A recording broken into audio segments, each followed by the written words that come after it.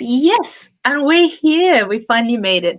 Apologies to all the viewers today for the few technical issues we've had, but it really warms my heart to welcome Roma Paul this evening on Elevate with Anupa. Roma is a parentologist, an author, and an educator. But more than that, she's my big sister. So you will hear me going back and forth as I would in my culture call my older sister Didi, because it wouldn't be right to call her by her name. But being that we're in a professional front here, I will also refer to her as Roma. But I love her dearly, and it really, really, really is a very special moment to bring her on today and discuss everything parentology. And the one thing I will share with you, ironically, is the day I met Roma was the day she started on this parenting journey when she was pregnant and it was her baby shower. So welcome, Roma. Welcome, Didi, to the Elevate with Anupa. Thank you so much, Anupa. It's such an honor to be here, and I'm super proud of the work that you're doing. And you're right, the intersection of our knowing each other and our journey started, so many years ago when I was just going to become a parent, and you were a little young teenager. So I'm so grateful that we get to cross paths again and meet professionally, although it's never so professional that it's not personal, right? Yes, between us, I don't think it'd be too professional. I would love for you to share with us the journey you've been through, and how did you become this parentologist and an expert on parenting? And then we'll go into, I would love to then follow on into your book, which I absolutely love, and it's my Bible that I refer to. But let's talk about this journey of yours. It's just so beautiful. Sure. Thank you so much. As I said, the journey starts right at the moment of becoming a parent. That first moment that you hold your child, there starts a new journey of self-discovery, of understanding who you are. The only thing that we really need to do at that point is to dial in, and not really outwards, but inwards, because parenting is a journey of the heart. It's a journey of the soul. Our children come to us in these perfect moments in time, truly by a design much grander than our own planning. And in these moments of connection, we find that growth, we get tugged by our kids. So my journey started with the children tugging me, asking me questions as they got older, and me really realizing that this is not my life. This is their life that I am supporting. This is their life that I'm helping move forward, and that the teach and learn process is equal. I will be learning as much from them as they're going to learn from me. And this dawned on me pretty early on when the children were, Natasha was maybe 5 and my son was about 2, and their differences were so vast that I knew I had to mold as a parent. What worked with Natasha was not working for Navin. And then Natasha being 5, every question started with why. There wasn't the submissive children category that I was raised at, right? Because obviously we came into parenting with the whole authoritarian mindset where our parents said a certain thing, they gave us direction, and we followed. I realized quickly that that was not going to be the case with this generation. And I welcomed it, honestly, because it gave me a run for my money. Those questions of why do we do this? Why don't we do it this way? Simple things with my mom-in-law doing her prayers and lighting the candle. The big question of why do we light a candle? What does the candle mean? And why do I have to do it this way? Why do I have to take my shoes off before I enter the temple? When I went to church, we didn't need to take our shoes off. So it was these little tugs and nudges that inspired me to go after these answers. And when I researched these answers for my children, I realized that I learned right along. And then this really became the foundation of our relationship together as my children got older. And I'll tell you, by no means does it minimize the challenges that the kids are going to go through. but it definitely makes you more aware, more awake in the journey that you're on, in the connection with your children. Yes, that's, I was just going to say, I think it gets you more connected. You probably don't always get it right, but it's the journey of connection. That's really important. I loved what you said, that this is their life, it's not my life, because we do tend to forget that. I mean, I had just to give you a simple example, which you've probably heard over and over again. Um, in the UK right now, our children have started to go back into school. So some of them are on their first few days. So for us, it's day 4, and it's all new. The restrictions that are in place, but also the excitement of the children going back to school, new teachers, new classrooms, new subjects because they're moving on, and they come home with that happiness and that overwhelm, and then there's a meltdown and you don't know what caused that meltdown. And as a parent, you're just like, wow, this wasn't what I was expecting today. I wanted to sit and connect with them, but they're having this massive meltdown. And that's the time to remember it's their life. It's not my life, which I did not think about at that time. So that was a great, great sentence. So that statement that's going to stay with me. Yes, and really, Anupa, moments of breakdown are bigger moments of connection than the celebration times. They're really huge invitations for us to just give up everything that we're doing, to stop everything that's happening on the outside, and to sit with our children and to connect with them. And connection, people say, like, what does connect mean? Are we having a conversation? Are we holding them? And it really, connection means to allow yourself to be in flow in this space with the child. And if that means holding them, then you hold them. If that means holding their hand, then that's what you do. If that means having a conversation, that's great. If that means doing nothing and allowing them and just holding space for them while they go through their upset, their tantrum, their emotional outburst, whatever that might be, these are all ways to connect with our children. That's very profound, because at a time like this, what the world has been going through, the adult, the parent, needs to have the space to hold the space. Yes. So, what tips do you have for the parents to make available the space that they need to be holding for their children? Because I know I've struggled with it. It's been 6 months, kids have been with me, and from a parent's perspective, you always think you're doing the best for your child. We're not sure how that communicates through all the way to the child. And they're young. I've got 8-year-olds, so mine are still quite young. But what would you suggest or advise us parents who are trying to juggle all of this all at the same time, the change in our lives plus the change in their life, and hold that space? Yeah. So that's a fabulous question. How do you hold space when you yourself need space, right? When you're short of space yourself. And that is all of life. This is where disconnection happens, is when we're not able to hold space for our children because of the busyness, the emotional chaos, the busy mind, as I like to call it, the dizzy, busy mind. How can we be pleasant and present, right, with our children in moments of chaos? So the very first step, as you've heard a million times before, is to put your own oxygen mask on, right? Yeah. Just like you would do in a flight.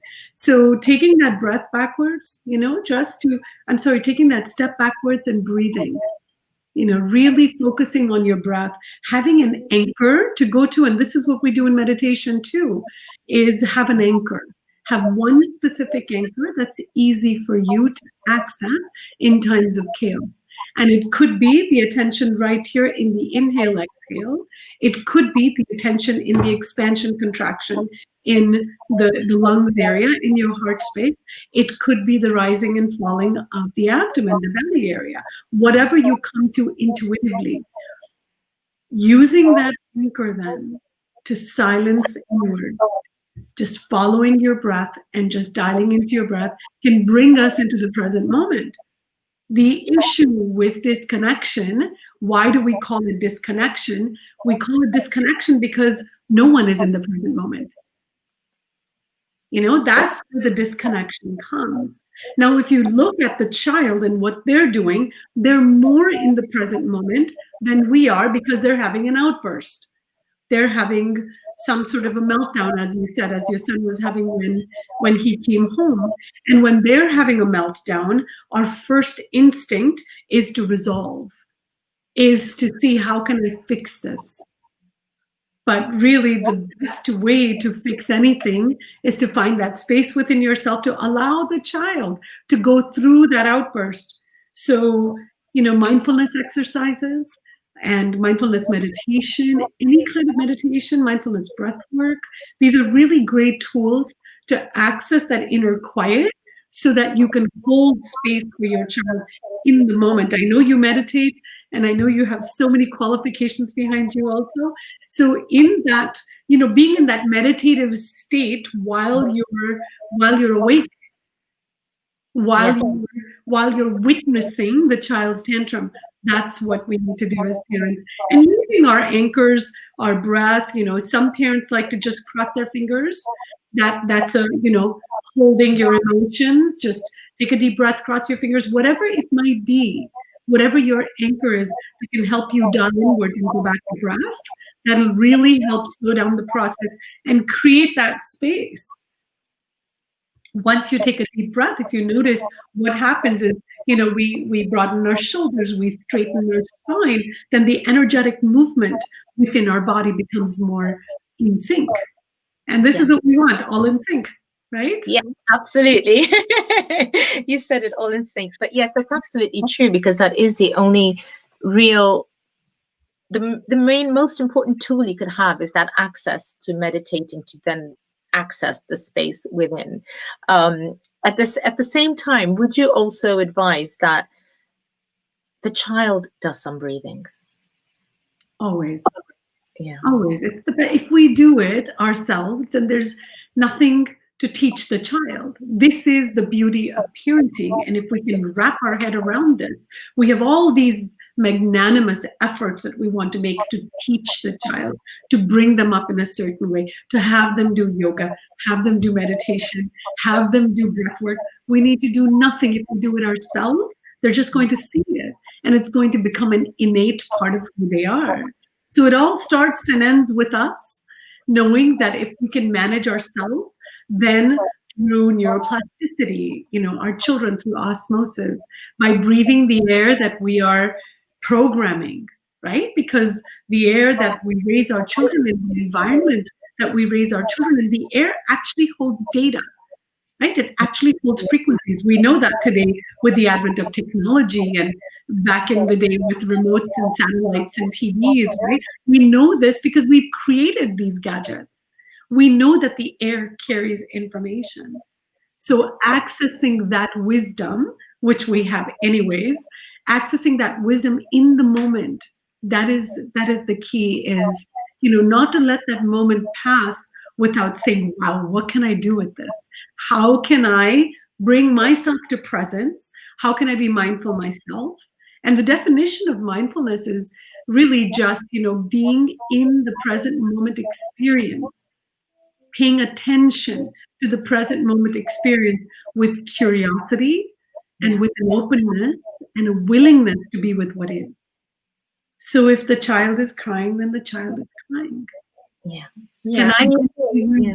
to just be and just hold this internal space of love and just, stroke them on their back and tell them it's okay, it's all right, because we want to get an answer from them before they're even done exiting the emotion, right?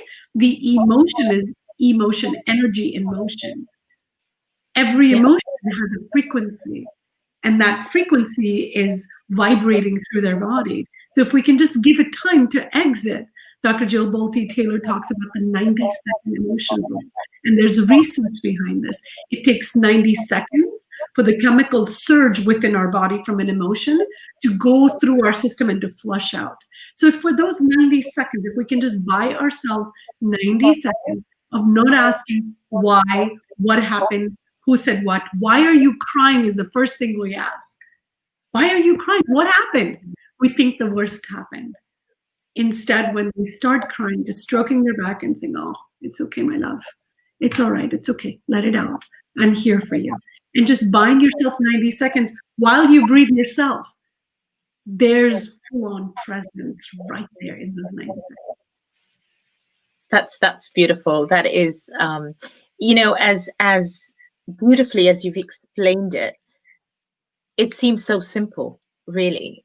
It's like, yes, it sounds like there's a lot of things I need to think about, but if we just applied ourselves, it's accessible to us. We just need to take that time and understand that also that outburst or that event is happening because they're also unable to express themselves. And it's, and as you said, don't question it, just be there. And there is a time for the questioning, right? There is a time right after the child calms down, asking them, "Are you ready to talk about it?" And then they're going to spill their guts, right? At that moment, what they need is not an added layer of Q&A. At that time, what they need is compassion. They need your kindness. They need your touch. They need your holding. They need sensory connection. And to just give them that quiet sensory connection helps them, teaches them then in the future to understand that emotions have to be played out through our bodies. Our bodies hold the frequencies of emotions, right? We have to process emotion through this body. This emotion cannot be processed intellectually. It's not a mind job. And we make it a mind job. We parent from our head space. But truly, it's all about emotions, and processing of emotions happens through the physical body. So if we can just allow that a little bit of time, then there's lots of room for conversation, because of course we want to know what happened. It could have been something serious at school. It could have been something that warrants a phone call at school, to the authorities, to the teachers. It could be any of the above. And this is not about being ignorant. It's about in the moment, allowing space for the energy, the frequency to exit, and then sitting with them, because then you will have a more productive conversation anyways. They're not going to be able to answer you, because what we do is we hold the child and say, "What's wrong? Tell me what's going on. You want some water? Here's some water. What's wrong? Breathe, breathe, breathe. What's wrong? First tell me what's going on. What happened? Stop crying." These are the sort of things that we say. And they're pointless. They're pointless. They're not going to get you anywhere. So just overwhelming them and with the all the questions as well. Yeah. And it's hard because as parents, we're dialed into the frequency of our children. We're vibrationally connected before. Our non-verbal communication, our vibrational connection is our first form of communication. If you think about when our children were babies, right? When they were little, there were no words in play. We picked up everything through our senses. It was complete, full-on sensory connection from our eyes to their eyes, the cajoling and the sounds, and from our touch to their touch, and they can smell us. We can smell them. We can tell their expressions, how their eyes squint. They can hear our voices, right? We're not communicating in words. This is a sensory connection, a non-verbal form of communication. So we're very dialed in intuitively. As parents, we're dialed into that, especially mothers, because you have the added layer of the 9 months of incubation, right? So this is the process. The vibrational connection between parents and children is very strong. And so when children get activated, we start to feel what they're feeling. We're picking up on their angst, and we respond with our own angst to that. So the step would be to, as you pick up on their angst, to take a step backwards and let them, observe them, be a witness, allow them to go through their tantrum, their emotional outburst, and then step in with the usual Q&As that we do. That's so important. I think I need to listen to this over and over again to get it through. That's lovely. That's really lovely, Didi. Practice, right? This is a muscle. Mindfulness and presence is a muscle you're building. It's just like when you go to the gym to work out. And you're not going to get, these huge biceps and whatever your goals might be, or the weight loss or the increase of energy. It doesn't happen right away. We all know that, but we're patient with that. We go again and again and again, because we know that with repetition, with X amount of time and discipline that this is going to happen. It's similarly with mindfulness, with presence. We're building the muscle, right? That building the muscle of the mind drifting and then us bringing the mind back into our body and aligning it with our breath so that we stay present. It is the mind's job to drift. It's the mind's job. We can't stop it, but mindfulness muscles are built when the bringing back. That right there is the effort that we need to make, and it's practice. I'm not going to tell you it's going to happen in a heartbeat. You might, for the first couple of months, first couple of times, once you set the intention, you might catch yourself afterwards and go, oh, I should have done that. And that's okay. That's okay. That's when you run back and listen again if you need to, or just do a little practice. And before you know it, you'll catch it in the moment. And once you catch it in the moment, the results, the fruits of that are like ridiculously soul satisfying and gratifying, where you'll then feel like, oh, I did it. Right? And then you'll do it again and you'll do it again. And then it becomes second nature. It becomes a shared vibration with your child. I'm just visualizing this beautiful connection between parent and child just by utilizing these tips. Just once we've got it down, it's just smooth sailing from there, would appear. Then the connection, then that you need to be in the present, and your child is there doing what the child needs to be doing, as they rightfully should be, no matter what age they're in. But it's using these tools and these tips and knowing that you're just there, and it just keeps coming back and it keeps coming back, and it just seems like such a beautiful fusion between parent and child, just by practicing that. It really is. It's a meditative experience. And now remember, you're going to have human moments. You will have moments of outbursts. And once you practice this form of presence, and in my book, I have a tool called Take 5, which take 5 every single day with your child to do nothing. Nothing on the agenda, no discussions about school or technology, nothing pre-planned, but just sitting there, being there with them and allowing whatever shows up to show up. Little kids, of course, in conversation, 1,000 things will show up. And if you're fortunate enough to have a backyard or to be in connection with nature in those 5 minutes, then that is golden. It is so golden, because nature has a way of calming us. It has a way of deflating our egos and bringing us into presence. And so taking those 5 minutes a day is great practice for us to hold that space together with our child. And you can even call it Take 5. Say, come on, we're going to take 5. And what happens within a course of a week or 10 days, you'll realize that when you have that outburst, you have your little teacher right in front of you. And I hear this all the time. Mom, you need to take 5. Mom, take 5. Dad, well, wow, Dad needs to take 5 right now. Because now you're giving them the verbiage, you're giving them the language, and you're giving them the experience. The verbiage and the language is nothing without the experience of it.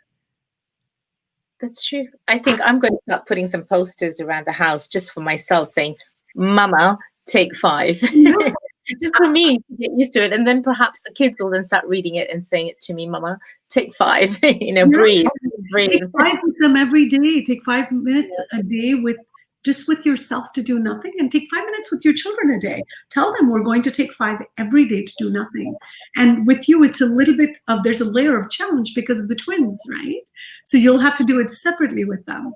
So, now it's your time and now it's your time, so that the boys come in separately into this, so they get their own special time with you. And you do it as often as you can. Yeah, that's lovely. I will open it up. We have a very nice audience right now, and I would like to open it up to questions in a few minutes. But I would love to address your book, The Perfect Parent. And it's today I was skimming through it, and I was like, oh, you know what? I remember all of this, and I remember that from our conversations, because, okay, I'm fortunate to have you and to call you up or message you and say, okay, I can't handle this situation, and you have a very spiritual grounding effect on a parent that is in a having their own meltdown. But your book addresses all of this. So anyone that would pick up your book would learn these 5 tools that you have in there that are so potent, and the way you have phrased them. And then at the end, you've got your toolbox with the affirmations and the pointers to remember. And I think it's a book that all parents of all age groups should refer to.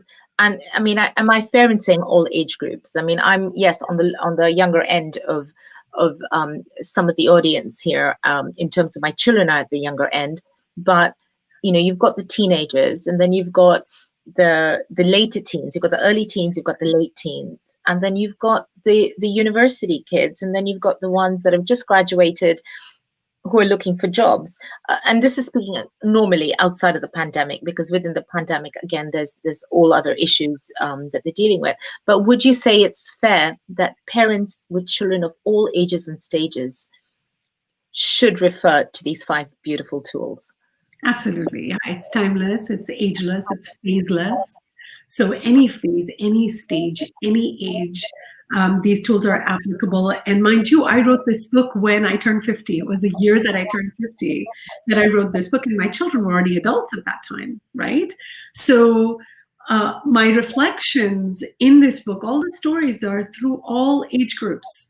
You know, when the children were little, to teenagers, to, you know, to young adults, to adulthood, to independence, to complete independence. So yes, these tools are applicable all the way, and these are really tools of mindfulness, tools of spirituality, tools of self-discovery. So the first one is honorable parenting. I'm going to touch on a couple of them so the audience has an idea. The very first one is honorable parenting. How can we honor ourselves, this role in parenting? And then how can we honor our children and their independence, their separateness from us, right? It's really important for us to accept and respect that they're not supposed to do everything that we are asking them to do. They're not supposed to play out a life that we designed for them. And neither are we supposed to play out a life that somebody else expects of us or our children expect of us. So understanding this role of accepting and respecting yourself as you are, and not beating yourself up on the little mistakes that you make. Because if you don't make those mistakes, you're not going to learn and grow. That is part of the ride. And similarly, the accept and respect with the child, parallel. Very much this teach and learn, this accept and respect, being honorable, is very parallel between the life of a parent and a life of a child. So honoring their emotions and their personalities and their uniqueness, not having them, you know, not enforcing one to be like the other, or one to be like the neighbor, or like the cousin, or whomever it might be that you have a habit of comparing your children to, really observing yourself in that. What message am I sending the child when I do not accept and respect their individuality? I'm sending this message of you're not good enough.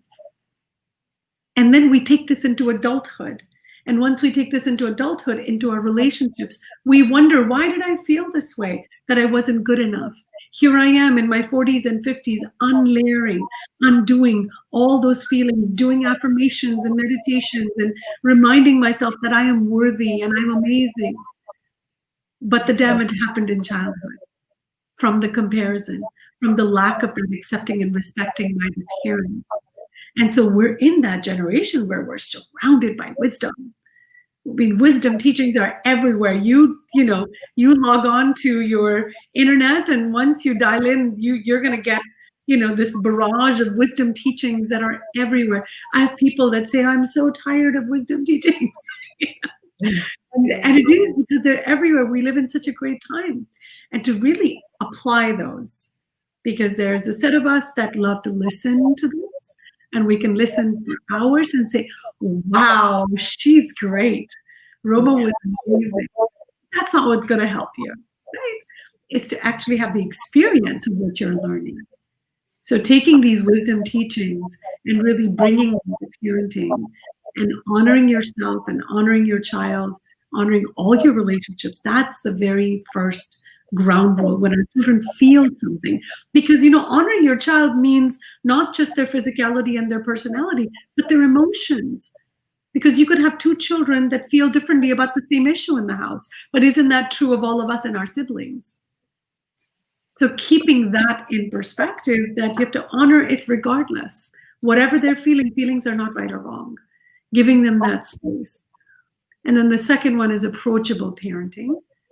How to put yourself in a position so that you can be approachable to your children. And in that take 5 that we just talked about, that is a big tool.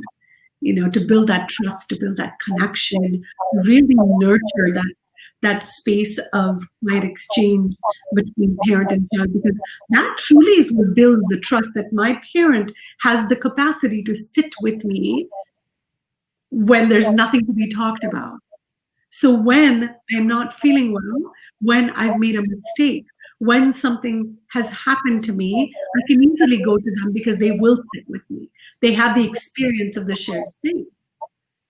And that's what builds that trust between parents and children. So while honorable parenting builds that self-confidence in parenting, approachable parenting builds that trust between parent and child.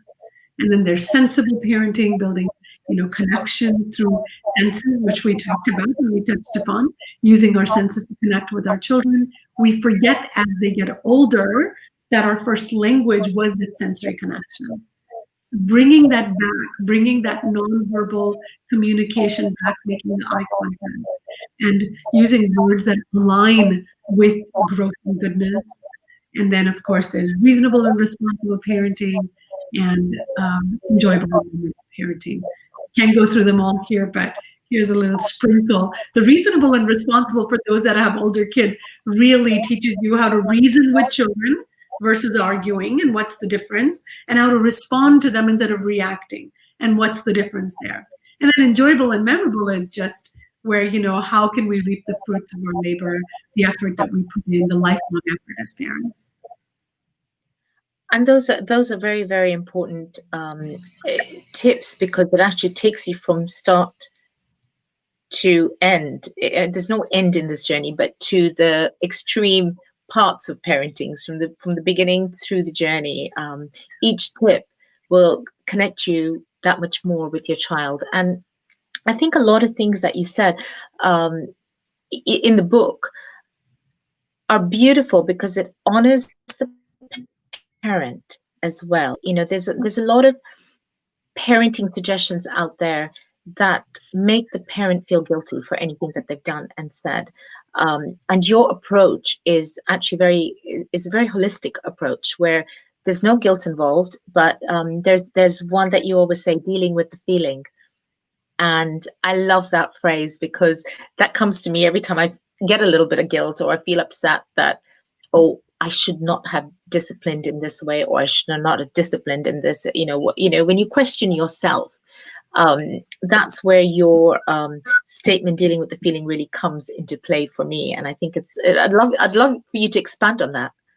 Sure. So dealing with the feeling, 3 steps to that: spot it, say it, okay it. So spot the feeling, anger, frustration, whatever, guilt, as you mentioned, whatever that feeling might be. And this you can do internally with yourself or with your child. So spot that feeling, say it out loud in your mind. If you're doing this with yourself, oh, wow, there rises the guilt again. I see that guilt. And okay it. It's okay to feel guilty. I'm feeling guilty because I yelled at my child when I shouldn't have. I could have been a little calmer. And then being that using forgiveness, being compassionate and kind to yourself. This is the human ride. We are going to have ups and downs. We are going to feel magnitudes of emotions in small proportions and large proportions. This is the ride. This is the human ride.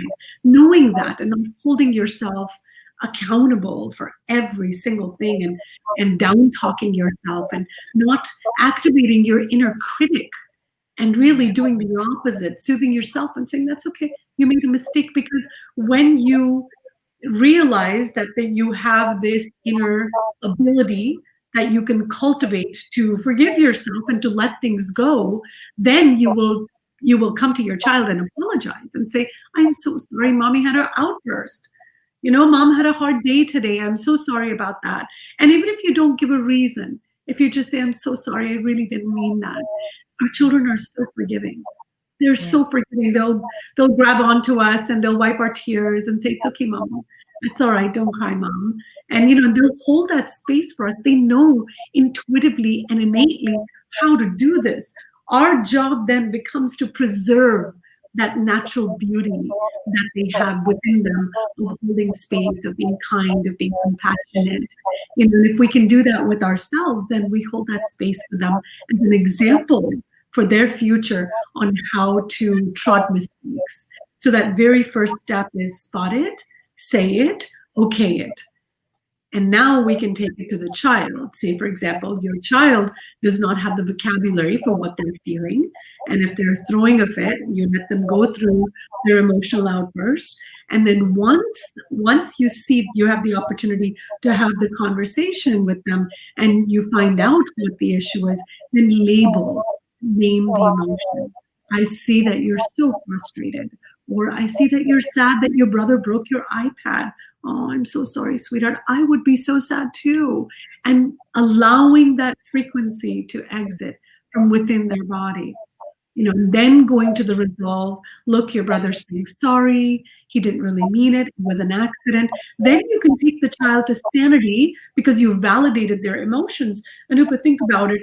If I'm really mad at you because I told you to keep a secret and you went and told everyone, right? Or you went and shared it with someone and it got back to me. And I'm really upset at you and I'm coming towards you to talk to you about it and say, Anupa, and you say to me, Roma, I am so sorry. I get it. I know you're angry with me. I know you're mad at me. And you know what? Completely valid. I get it. What's going to happen? That internal temperature is going to subside. It's going to turn down the volume of the emotion. That's what we want to do with our children. Dealing with the feeling, we spot it, say it, okay it. When our children are little, they don't have the emotional vocabulary. So building their emotional vocabulary, just like we build their verbal vocabulary. The academic knowledge, yes. Yeah, building that emotional vocabulary is super important. So as they get older, they can come to you when they're teenagers and say, I'm so frustrated. And so they have words for how they're feeling instead of acting them out by throwing things or using language or whatever it might be. Yeah, that makes complete sense. And it's so nice to hear it in this way as a parent, because it gives you proper perspective of what's going on. I mean, some parents trust their inner voice and they on autopilot, and I find that a lot of them that do deal with their inner voice are doing a beautiful job, because there's just this inner connection that they have with themselves and with their child, and it just flows, and you see how beautifully it flows. And for the ones that do have this little bit of an internal conflict, as we question ourselves, and you said it's more of the society, and that is more of a societal pressure. It's more the pressure coming externally, of did I do the right thing, or did I say the right thing, or has my child performed in the right way, and how am I supposed to react to that?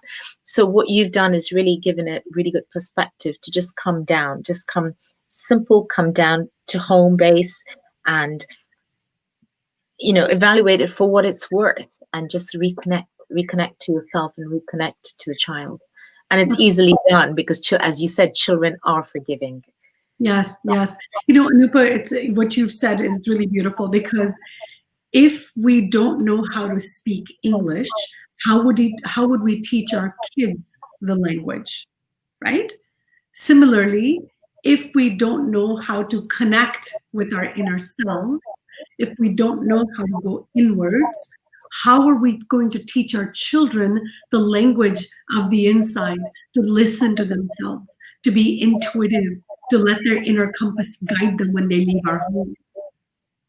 Yeah. So it's important for us to know this language ourselves. If we know this language ourselves of what does my body feel like? What does my inner critic say? What is my inner personality like? What is all this garbage that goes on? How often do I beat myself up? How often do I appreciate myself? If we don't understand ourselves and our internal madness in many cases, then how can we teach our children to manage theirs? Because this is not something that's taught in school. Absolutely not. Yeah. And it's really, it comes down to leading by example. And it's just really, all it is leading by example. It's walking the walk and not talking the talk. Yes. You know, really We haven't been taught this ourselves, yeah. right? So there's a learning here. There's a dedication here. There's a devotion here that we need to do for the sake of parenting. It starts out for the sake of parenting, but you'll realize how wonderful this inner capacity, once we dial into it, is in every relationship. So going inwards and understanding, who are we? Who am I? Not just on a global human existence, but who am I? What am I? What does my inner voice sound like? Really doing this inner inquiry, if you will, really helps us connect with ourselves and then connect deeper with our children.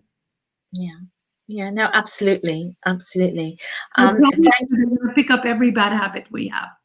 Yes, exactly. That's why I was saying, it's more us leading by example, because they will pick up our better habits and being conscious of who we are and how we present ourselves as well. Yeah, it's very important. Thank you so much, Roma. But I'd like to now at this point open it up to I can't visibly see who's there, but if there are some, we do have a number of people watching us at this moment, and I would love the audience to put some questions in for you, since they are here and they've, I'm sure grown from everything that you've shared with us today.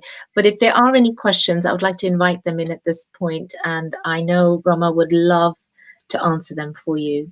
Absolutely, I'd love to. And while, if the questions are coming in, I'd like to say that if you would like to get in touch with Roma privately, you can do so through your Facebook is Roma. It's Tools for Growth. Yes, Tools of Growth. Yes, yes. Yeah. Sorry, I'll let you go ahead and say it, so they have all your information, Roma. Sure.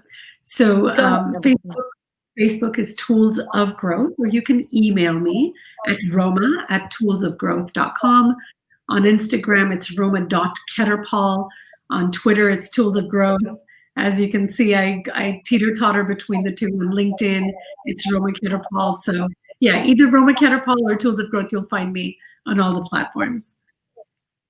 And you will see that Roma is very approachable, and she will very, very kindly respond to any queries or questions that you have for her. So if you don't want to bring it out into the open space, it's absolutely fine and respectable. But I would encourage you to pick up the book. No matter how old your child is, it's never too late to begin that connection or reconnect to them. And the tools in this book are really tools for growth for us as parents and for our children. And as Roma said, it is how we present ourselves that matters more than what we say to our children. And that is all in The Perfect Parent, the 5 beautiful, beautiful tools for growth in there. Oh, there is a question. No, it's a statement. So by Dr. Simaji, Roma is best advisor for my kids and me. Yes, I have to agree. For me as well. For me as well. So I think they will be getting in touch with you as no questions have come in on the open platform. And I do encourage everyone to get in touch with you. And thank you so much for this, for your time, for your knowledge, for honoring us with this amazing insight and experience you have with parent and child. Thank you so much. Thank you for having me, Anupa, and thank you all for watching. I'm so honored to be here. Thank you. And thanks for enriching all of us today. Have a lovely day for you in Los Angeles. It's just the beginning of the day, so enjoy the rest of your day. And for everyone listening in the UK, have a lovely evening, and thank you for joining us today. Anupa, thank you for all the great work that you're doing as well. Thank you. You know what? You're an inspiration. That's all I can say. You are an inspiration. So thank you for constantly inspiring and being there. Not at all.